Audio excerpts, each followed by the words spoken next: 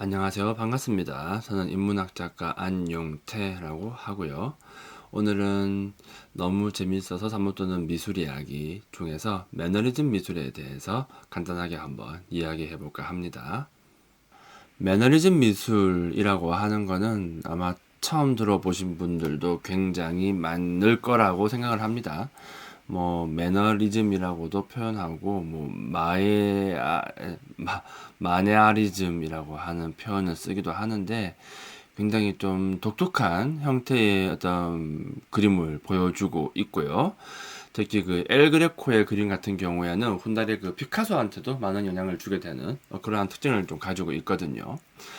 자, 그리고 이제 이 매너리즘은 시기상으로 본다면은 바로크 약간 앞쪽에 이제 위치해 있는 어느 한 시기라고 보시면 됩니다. 하지만은 바로크만큼 정말 한 시대를 지배할 정도의 어떤 흐름을 또 보여주지는 못한 약간 그런 느낌의 미술이다라고 이해하시면 되죠. 그러면 이제 이런 게 왜 나오게 되었는가, 그리고 이게 과연 무엇인가에 대한 부분을 좀 간단하게 한번 이야기를 해볼까 합니다. 자, 이걸 알려면은 먼저 이제 좀 역사에 대한 이야기를 좀 간단하게 할 필요가 있거든요. 자, 일단 시기는 언제냐? 자, 1515년, 당시 교황이 레오 10세라고 하는 사람인데, 이 사람이 그때 이제 성 베드로 성당을 이제 건축하기 위해서 어떤 좀 해서는 안 되는 짓거리를 하나 하게 되죠. 그게 뭐냐면은 면죄부를 팔게 됩니다.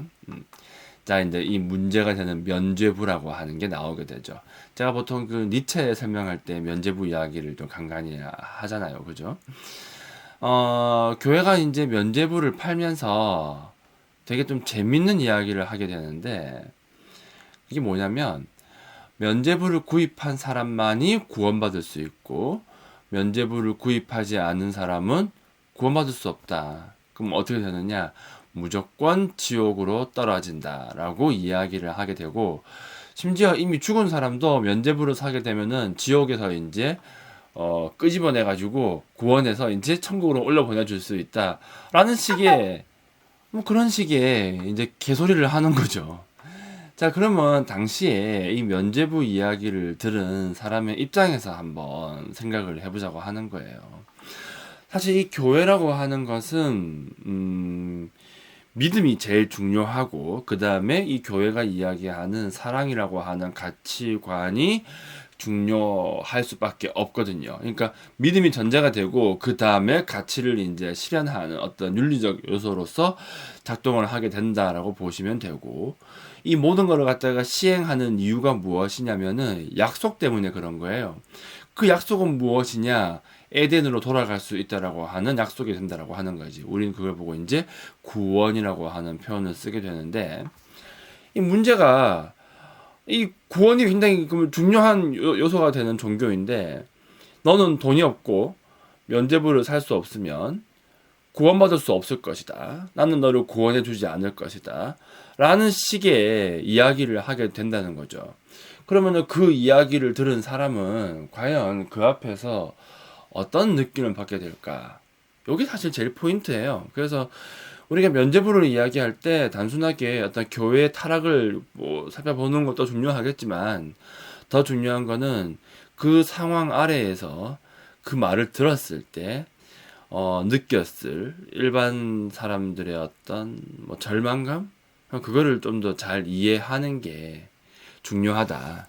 그래서 그 부분에다가 좀 포인트를 맞추는 게 좀 핵심이 되는 거죠.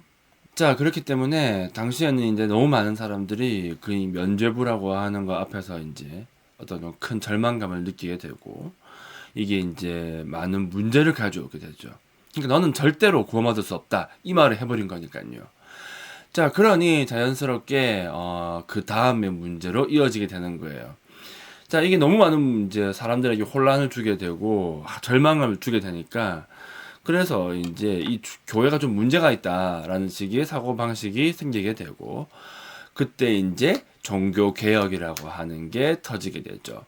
그때 독일의 사제인 루터가 타락한 교회를 이제 상대로 해서 95개의 반박문을 붙이게 됩니다. 그러니까 네 말은 틀렸다 이거야.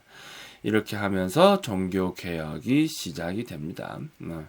그래서 이 종교 개혁이라고 하는 거는 당시로 관점에서 본다면은 일단 첫 번째로는 이제 타락한 교회에 대한 도전이고, 두 번째로는 이제 절대로 구원받을 수 없다라고 얘기했었던 그 사람, 그 절망에 빠져 있는 사람들을 다시 좀 건져내주는 그런 의미를 가지게 되는 거예요. 이를 기점으로 해서 교회는 두 개로 분열됩니다. 교회는 완벽하게 분열되기 시작하는 거죠. 자, 우리가 지금 보고 있는 이 그림 같은 경우에는 크라나흐의 교회의 진실과 거짓이라고 하는 그림이에요. 이게 이제 1547년에 그려진 약간 뭐 사파 같은 건데, 보시면 아시겠지만 중간에 기둥이 하나 있고요. 왼쪽에는 이제 약간 좀 찬란한, 약간 좀 천국과 비슷한 그런 느낌을 주는 곳이 있고, 오른쪽에는 이제 약간 좀 지옥불에 불타는 듯한 그런 느낌을 주는 공간이 있다라고 하는 거죠. 그러니까 간단하게 생각하시면 돼요. 왼편은 개신교이고 오른편은 천주교. 이렇게 두 개를 갖다가 나누어서 개신교가 훨씬 더 옳다라고 하는 식의 이야기를 갖다가 전하고 있는 거예요.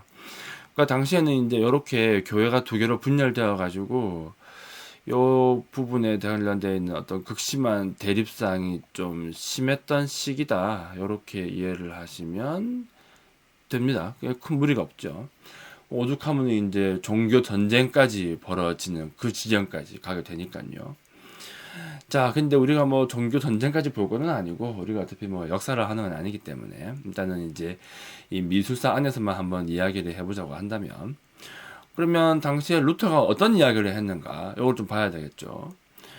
자, 루터 같은 경우는 이렇게 얘기를 합니다. 자, 쓸데없는 소리 하지 말고 오로지 성경이라고 하는 책, 그 책만 가지고 신을 섬길 것을 요구하게 돼요. 그래서 쓸데없이라고 중간에 뭐 신부나 교황이나 이런 사람들의 입을 거치지 말라는 거예요. 저들의 입을 거치게 되면은 그 교활한 혀가 자꾸 헛소리를 하기 때문에 그런 쓸데없는 거 보지 말고 신의 말씀이 정확하게 적혀 있는, 예수님의 말씀이 정확하게 적혀 있는 성경을 곧바로 보면은 그런 문제가 안 생기지 않느냐. 그런 식의 생각이 나오게 된다라고 하는 거지. 사실 어느 누구도 신을 본 적은 없거든요. 신이라고 하는 것은 오로지 말씀으로만 인간에게 나타날 수 있는 것이고, 그렇기 때문에 신의 말씀이 적혀 있는 성경이 제일 중요한 거예요. 다른 거는 볼 필요가 없는 거죠. 인간은 오직 믿음 하나만을 가지고 신의 말씀을 잘 따르는 게, 그게 핵심이다. 그게 제일 중요하다. 이렇게 이야기를 하게 되는 거죠. 이게 개신교가 보여주는 초창기의 모습이다. 그렇기 때문에 좀 복잡한 그 스콜라 교리 같은 거, 그거 아무짝에도 쓸모없다고 얘기하는 거예요. 그 토마스 아퀴나스가 만들어 놓은 그런 철학, 그런 거 우리가 왜 보냐고 이거지. 아니, 우리가 무슨 뭐 종교를 믿음을 가지면 끝나는 거지, 거기에 왜 이렇게 복잡한 철학이 들어오고 철학을 이해해야 하며 뭐 이러한 과정이 왜 필요하냐는 거예요. 그런 건 필요하지 않고 오로지 믿음만이 유일한 의미를 가진다. 이런 식의 이야기를 하게 되고, 더불어서 신 앞에서 모든 인간은 동등하다.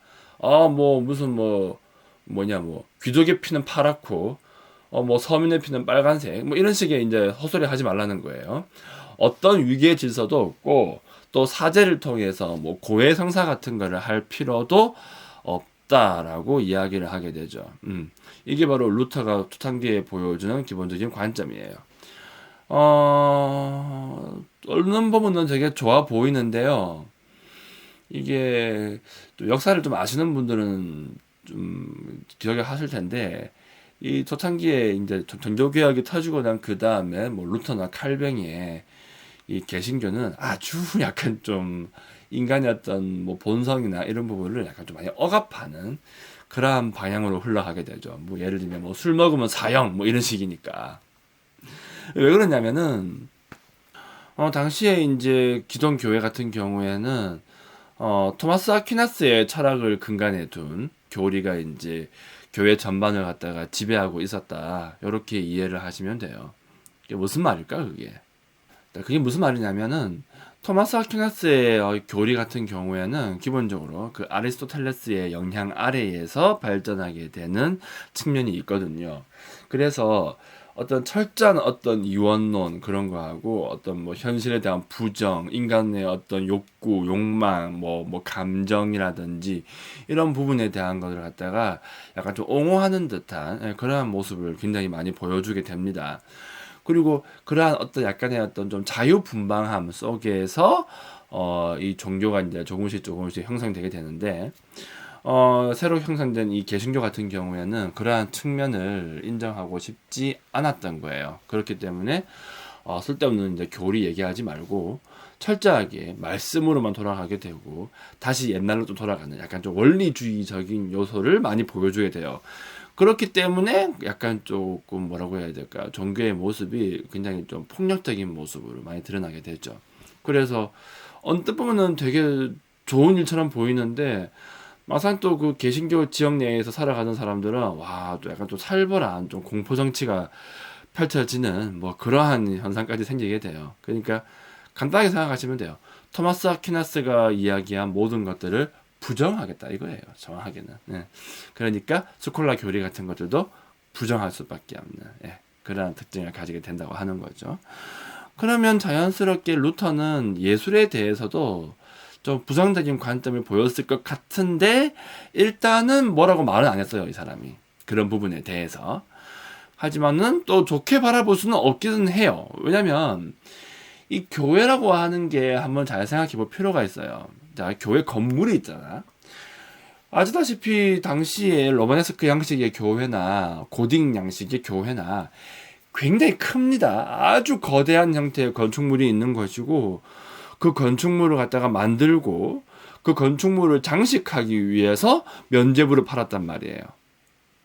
그러니까 결국 그러한 것들이 굉장히 좀 비용이 많이 들게 되고 그러니 돈이 많이 들고 돈이 많이 드니까 사람들한테 좀 삥 뜯어야 할 필요성이 좀 요구가 되고 그러한 과정 속에서 이 교회가 썩은 거 아니냐 그렇겠죠. 그렇기 때문에 개신교 같은 경우에는 당시에 절대로 이런 거대한 건축물이나 이런 거를 갖다가 옹호할 수가 없는 거예요. 옹호할 수가 없죠. 그런 부분에 대해서는 이야기하지 않고 도리어 이렇게 생각을 하게 되죠.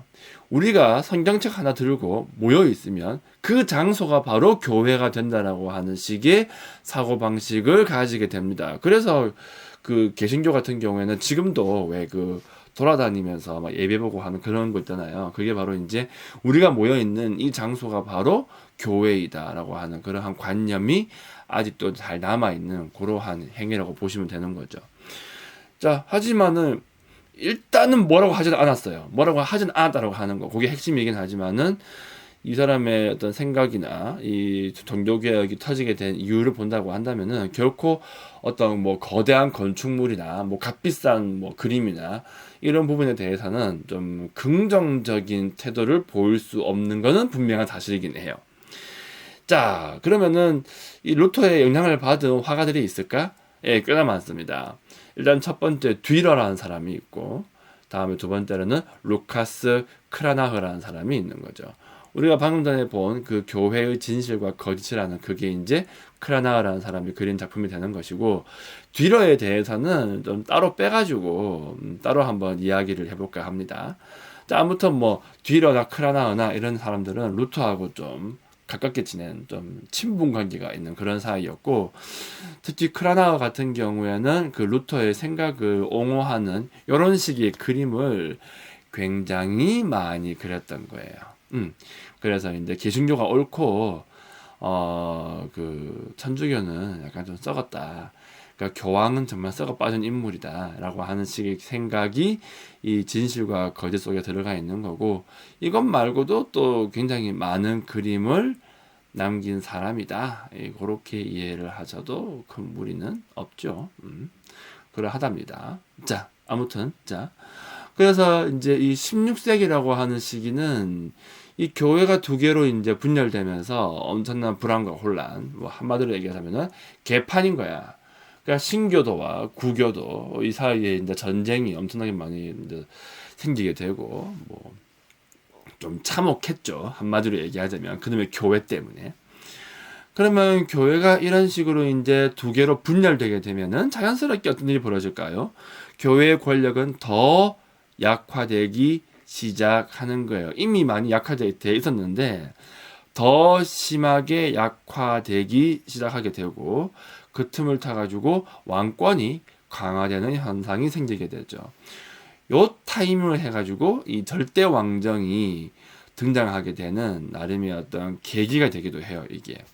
그러니까 사실 뭐 교회 권력이라고 하는 거는 결국 좀 세속 권력이라는 건 좀 거리가 있기 때문에 이 교회 권력, 그러니까 이런 한 형태의 권력이 한번 떨어져서 약화되기 시작하면은 다시 복구하는 거는 굉장히 어려워요. 쉽지는 않죠. 한때는 교회가 왕을 막 파문시켜가지고 막 무릎 꿇어라 막 이렇게까지 할 수 있었던 그 엄청난 위세를 생각해 본다고 한다면 정말 굉장한 변화라고 볼 수 있는 거예요. 그래서 이 종교개혁이라고 하는 사건은 교회의 어떤 힘을 떨어뜨리는데도 큰 역할을 하게 되었다. 이렇게 이해하시면 되는 거죠.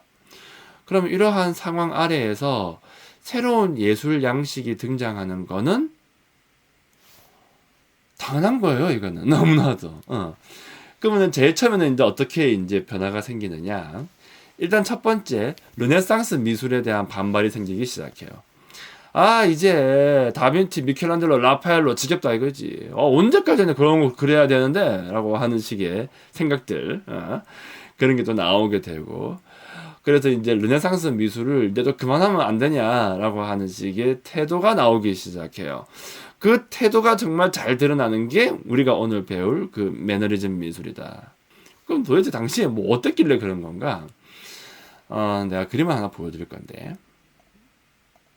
자, 요거를 보도록 합시다.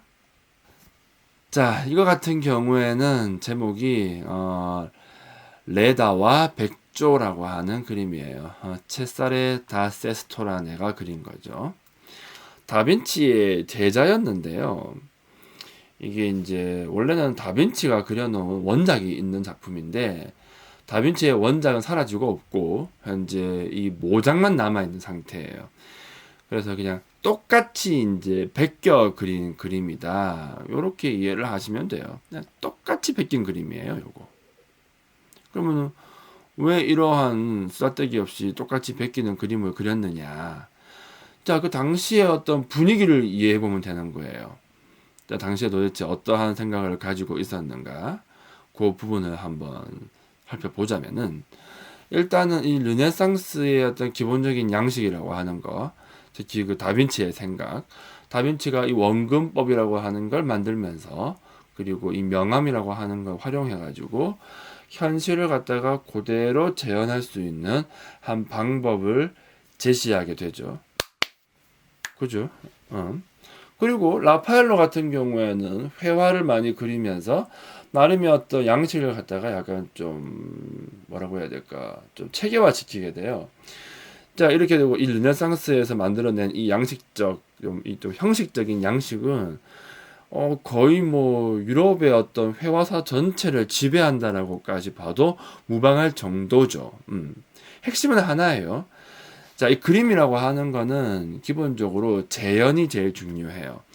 우리가 살고 있는 이 현실을 갖다가 고스란히 본따가지고 어떻게 거기에다가 이제 화폭에다가 이제 담아내는 게 핵심이 되는 거고, 어떻게 담았을 때 잘 재현할 수 있을 것인가에 대한 고민이 있는 거고, 그 부분을 갖다가 정말 극대화시킨 게 누구냐면은 르네상스 시기에 다빈치와 라파엘로라고 보시면 되는 거예요. 자, 그때 이제 이게 정말 많은 좀 큰 발전을 하게 되는 거지. 자, 근데 문제가 뭐냐면은 그 이후부터 이 사람들이 다른 발전으로 이어나지는 못하고 이놈의 르네상스 미술을 갖다가 정말 약간 좀 기계적으로 따라하는 그러한 현상이 생기게 돼요. 그래서 요 당시에는 이제 이런 생각까지 나오게 돼요. 선배들의 걸작을 체계적으로 배우고 똑같이 모사할 수 있으면 누구나 걸작을 만들 수 있다. 이런 식의 생각까지 나오게 되죠. 그래가지고 당시에 이제 그림을 배운다라고 하게 되면은 기존에 있는 그 라파엘로나 뭐 다빈치의 그림을 똑같이 반복해서 베끼는 거. 그런 식의 어떤 태도가 나오게 되거든요. 그러한 방식을 보고 뭐라고 부르냐면 마니에라라고 불러요. 마니에라. 그러니까 그 형식을 똑같이 반복해가지고 기계적으로 똑같이 그리려고 애를 쓰는 그러한 식의 어떤 태도라고 해야 될까? 그거를 이야기하는 거예요. 오케이? 똑같은 방식으로 이제 그림을 따라 그리는 거, 그걸 이제 마니에라라고 부르게 되고, 요 당시의 화가들은 딱 저 방식으로 그림을 그렸던 거예요. 그래서 이 레다와 백조라고 하는 이 그림이 바로 전형적인 마니에라 그림이 되는 거죠. 정말 그냥 똑같이 베끼는 거야. 약간 좀 기계처럼. 그래서 왜 우리가 그 흔히 하는 말 중에 매너리즘에 빠졌다라고 하는 말을 좀 가끔씩 쓰지 않습니까? 그죠? 매너리즘에 빠진다라고 하는 이 표현이 바로 이런 분위기를 비꼬는 거예요. 맨날 똑같은 거 하고 똑같은 생각만 하고 똑같은 말만 하고 뭔가 좀 변화도 없고 발전도 없는 그러한 어떤 상황 같은 거 있잖아. 그거를 이제 보통 매너리즘에 빠진다라고 하는 식으로 이야기를 하게 되고 이 매너리즘 미술이라고 하는 게 바로 여기에서 나오게 되는 거예요. 알겠지? 예.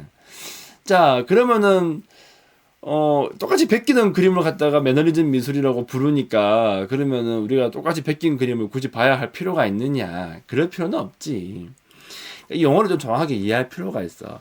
일단은 똑같이 베끼는 거 보고 뭐 마니에라, 뭐 매너리즘 이렇게 부른 건 맞아요. 그런데 그림은 좀 똑같이 베낀 걸 가지고 매너리즘 미술이라고 부르진 않아요. 그러니까 당시에 이제 어떤 일이 벌어지게 되냐면은 일단은 똑같이 베끼는 걸 배웠어.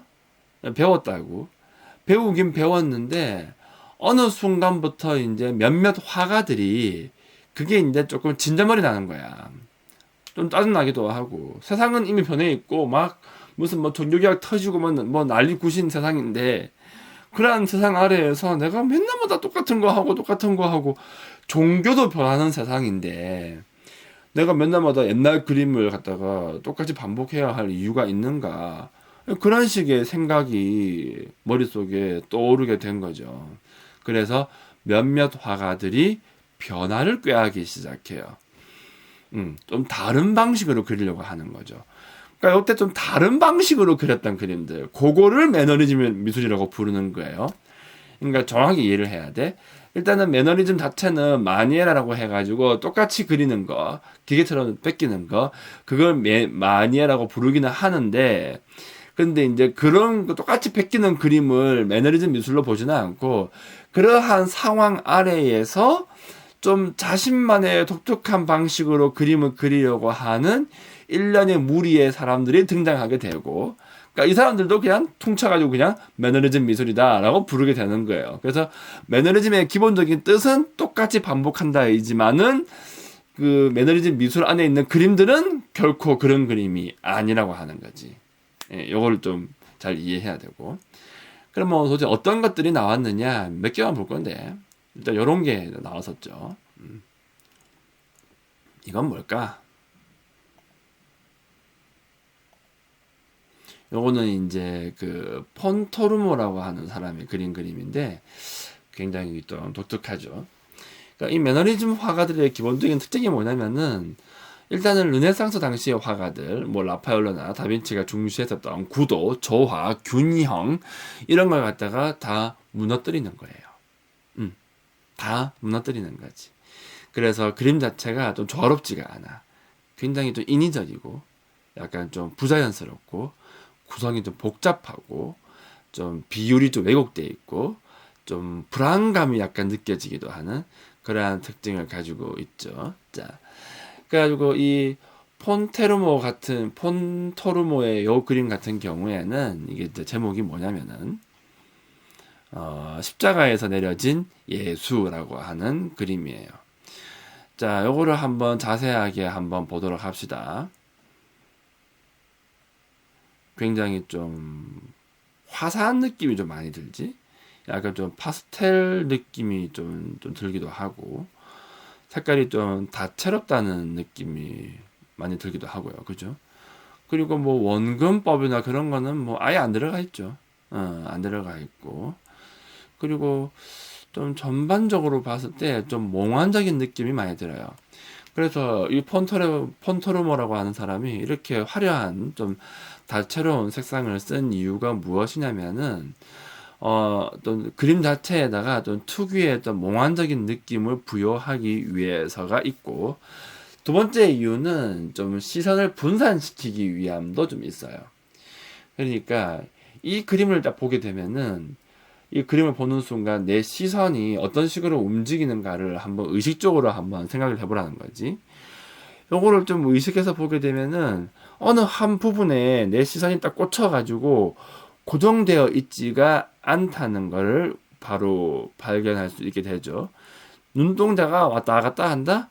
저 위쪽에 갔다가 저쪽에 갔다가 저쪽에 갔다가 흐느적 하면서 좀 시선이 약간 좀 분산되는 느낌이 좀 강해요. 전형적인 바로크 양식의 그림을 보게 되면은 그런 느낌이 안 들거든. 그러니까 이게 어떤 느낌이냐면,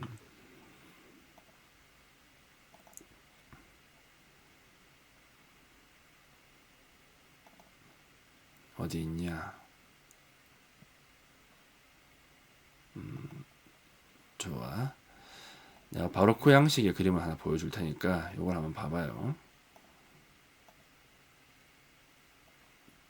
자, 됐어. 자, 요거 같은 경우에는 이제 루벤스가 그린, 보통 이제 이탈리아 바로크 양식의 그림이라고 얘기를 하게 되는데, 이거하고 이제 아까 전에 봤었던 그 매너리즘 미술하고 이제 어마어마한 차이가 있다라고 하는 거를 느낄 수 있지.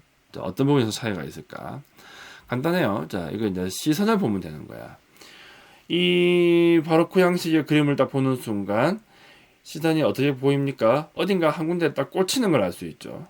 내 시선이 막 왔다 갔다 움직이나 아니면은 한 군데 딱 고정된 채로 그냥 머물러 있나? 머물러 있죠. 어느 부분에. 이 중간에 있는 저 예수님 몸뚱아리 있잖아요. 요 부분. 자, 요 부분, 요 부분, 요 부분. 여기. 여기가 이제 하얗게 표시되어 있으니까 여기에 시선이 딱 꽂히는 거예요, 먼저. 그런 다음에 시야가 주변부를 살짝 돌아볼 수는 있겠지만은 이내 다시 어디로? 이 중심으로 돌아오게 되는. 그러니까 이 예수님의 몸뚱아리 자체가 약간 좀 무게 중심을 가지게 되는 그러한 특징을 가지고 있어요, 이 그림 같은 경우에는. 자, 그런데 이 마니에라 그림 같은 경우에는 그렇지가 않다는 거지. 어느 한 부분에 고정되어 있지 않고 시선이 자꾸 빙빙 돌아요, 이게. 여기 갔다 저기 갔다 여기 갔다 왔다 갔다 하면서 뭔가 좀 초점을 잘 맞추기 어려운 그런 특징을 가지고 있고, 다음 또 두 번째 문제가 뭐냐면은 요거를 좀 줌을 당겨서 보게 되면은 이 예수님 표정이 좀 그래. 이 봐봐. 약간 좀 이상하게 생긴 것 같고, 이 주변 인물들의 표정을 이렇게 한번 봐보라고요. 이런 사람 얼굴이나 이런 것들을 갖다가 하나하나 보게 되면은 좀 어떤 느낌이 든 줄 알아요, 이거? 약간 좀 뽕 맞은 것 같아, 느낌이. 약간 좀, 예, 그런 느낌을 좀 강하게 준단 말입니다, 이게. 그러다 보니까 이게 그림 자체에 뭐가 없어요? 권위가 없어요, 이게. 권위가 없고, 좀 산만하고, 좀 화려한, 예, 그러한 특징을 가지게 되죠. 뭐, 이런 거예요, 매너리즘 미술이라고 하는 거는. 이게 핵심은 뭐냐면은, 르네상스 방식으로 그리고 싶지 않다는 게 핵심이야. 그래서 이게 아주 짧은 시기에 동안 이제 이러한 형태의 그림들이 나오게 되는데, 여기에 이제 나중에 현대 예술 화가들한테 또 영향을 되게 많이 주게 돼요. 또 그 다음에 뭐가 있느냐, 요런 게 있어요. 자, 이거 같은 경우에는 그 파르미자니노라고 하는 화가가 그린 목이 긴 성모라고 하는 그림이지. 자, 한번 잘 봐봐요. 느낌이 어때요? 좀 기괴하다는 느낌이 좀 많이 들죠. 여기 이제 매너리즘 미술 중에서 가장 좀 전형적인 작품인데, 이 성모의 묘사가 너무 기이한 거야. 보통 이제 르네상스 미술은 이 사람의 어떤 형태와 구도가 굉장히 좀 안정감 있게 형성이 돼야 돼요. 그러니까 기본적으로 고전주의 작품이기 때문에 또 팔등신 뭐 이러한 형태로 정말 이상적인 형태의 뭐 신체의 모습을 보여주게 되는데, 이거는 비례가 지금 다 깨져 있어요. 목이 너무 길어. 그러니까 왜곡된 비례로 성모를 표현하고 있고, 또 약간 좀 충격적일 정도로 목을 좀 길게 늘어뜨리는 방식으로 그리게 되고, 더 엽기적인 거는 저 성모가 끌어안고 앉아있는 아기 예수의 모습이 되는 거죠. 자, 아기 예수의 모습이 좀 어떤 느낌을 많이 주느냐, 약간 좀 골룸 같은 느낌을 좀 많이 주죠. 무슨 뭐 거대한 어떤 아기가 저기 앉혀 있으니까, 안고 있으니까 약간 조금 괴물 같기도 하고 좀 그래 해요. 그리고 옆에 이제 천사들을 갖다가 배치를 시키게 되죠. 또 이 작품이 또 특징적인 게 뭐가 있냐면은, 그림의 오른쪽 하단에 보면은 요 사람 보이죠, 요 사람. 이게 누구냐면 성 제롬이에요. 자, 이게 왜 중요하냐면은, 이 그림은 크게 봐서 두 가지 파트로 나누어서 볼 수 있는 거예요. 중심에 있는 마리아와 아기 예수, 그리고 이 뒤에 보면 커튼 같은 거 보이죠? 여기 이제 마리아를 이제 표현하는 한 부분이라고 본다면은, 이 뒤쪽에 보면 또 기둥이 하나 보이거든요. 이 기둥하고 성 제롬이 있는 이런 거는 좀 다른 이야기를 하고 있단 말이야. 그래서 두 가지의 이야기를 갖다가 하나의 작품에다가 동시에 집어넣은 그러한 형태의 그림이다라고 이해하시면 돼요. 그래서 단일한 그림에다가 두 개의 사건을 갖다가 집어넣은 거죠. 그리고 공간도 두 개로 나눠지게 되고 두 개의 사건으로 하나의 화폭에다가 집어넣는 그러한 형태의 그림이 나왔던 거예요. 당시에 르네상스 같은 경우에는 단일한 공간, 그리고 단일한 시점, 그리고 하나의 사건으로만 하나의 화폭에다가 그려넣었다라고 한다면, 이 파르미자니노 같은 경우에는 좀 다른 형태의 그림을 그리게 되는 거죠. 그 다음 우리가 또 마지막으로 볼 사람은 누구냐? 자, 요걸 볼 건데, 이거 같은 경우에는 저기 멀리 그 스페인에서 이제 엘 그레코라고 하는 사람이 그려놓은 작품이에요. 굉장히 좀 이건 더 기괴하죠. 자, 엘 그레코 같은 경우에는 1541년에서 1614년 사이에 활동했었던 스페인의 화가인데, 이 사람은 주로 좀 종교적인 주제를 굉장히 많이 다루었는데, 그림 자체가 현실의 재현하고는 완전히 거리가 좀 먼 그런 형태를 많이 보여주게 되죠. 20세기 초에 발전하게 되는 표현주의 양식과 아주 많이 닮아 있어요. 형태는 굉장히 좀 심하게 왜곡되어 있고요. 색깔이 좀 강렬하고, 도대체 어디인지 알 수 없는 좀 기이한 배경을 많이 사용하게 되죠. 특히 그 윤곽선이 굉장히 좀 어지럽게 사용되고 있어가지고 인간의 어떤 내면 세계를 적극적으로 표출하는데 좀 아이 참 인간의 내면 세계를 적극적으로 표출하는데 이 그림을 갖다가 많이 활용했다, 이렇게 이해하시면 될 거예요. 그러니까 이 엘 그레코의 그림 같은 경우에는 훗날에 피카소한테 영향을 굉장히 많이 주게 됩니다. 자, 아무튼 이렇게 해서 이제 매너리즘 미술이 이런 식으로 이제 아주 짧은 시기 동안 발전하게 돼요.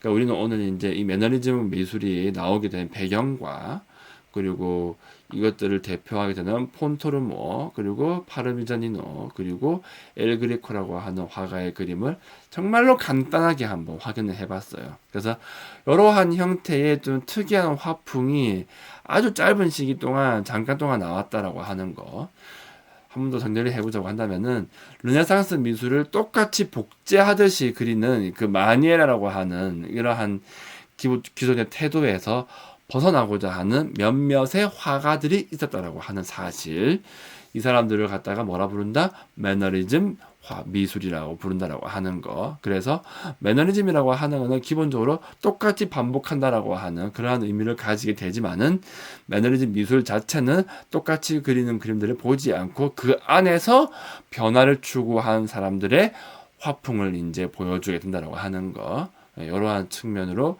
이해를 하면은 충분한 거예요. 간단하죠? 그래서 이러한 것들이 나오고 있다가 그 다음에 바로크 양식으로 이제 넘어가게 되는 거죠. 바로크 같은 경우에는 이제 두 가지 의미로 사용되게 되는데, 그 부분은 지금 설명하기 좀 어려우니까 다음에 이제 따로 또 바로크에 대해서 한번 이야기를 해보도록 합시다. 그리고 이 엘 그레코라고 하는 화가는 좀 따로 바라볼 좀 가치가 있기 때문에 이 사람은 따로 한번 또 이야기를 할 거고, 아까 맨 처음에 이야기했다시피 뒤러에 대해서도 따로 좀 간단하게 이야기를 해볼 거예요. 맞아요. 좀 짧은 시기 동안에 이제 나왔던 그림인데 이게 좀 하도 좀 독특하다 보니까 뭐 이제 뒤에 영향을 많이 주게 되죠. 특히 이 엘그레코의 그림 같은 경우에는 뭐 현대 예술이라고 봐도 무방할 정도로 좀 보시다시피 되게 좀 특이하잖아요, 그죠? 음. 그러니까 저런 걸 통해서 이제 아 이런 게 있었구나라고 하는 걸 한참 뒤에 이제 후대의 화가들이 이제 발견을 하는 거예요, 이거. 초창기에는 잘 몰랐어 이런 게 있는지도 사실은 뭐 그런 화풍이에요, 이게. 그러니까 이런 게 있다라고 하는 걸 이해하면 되고 이런 게 나왔기 때문에 그 다음에 바로크 양식의 그림이 나올 수 있었다. 이렇게 이해를 하시면 되는 거죠. 여기서 마무리하도록 합시다.